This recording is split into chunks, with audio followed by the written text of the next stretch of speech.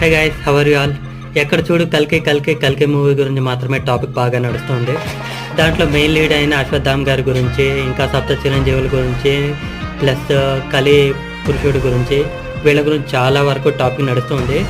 మన పురాణాల్లో దగ్గర సప్త చిరంజీవులు అంటే 7 మాత్రమే బ్రతుకున్నారు అప్పటి నుండి ఇప్పటి వరకు.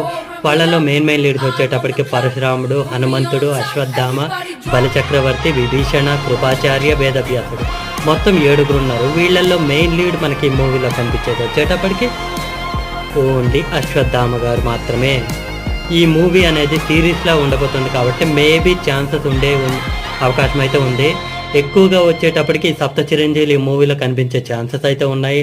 మన భూమి మీద ఉండే ప్రతి ఒక్క సోర్స్ని పైకి లాగేసిన తర్వాత ఎలా ఉండబోతుంది అనేది మాత్రమే ఈ మూవీ టాపిక్ మొత్తం.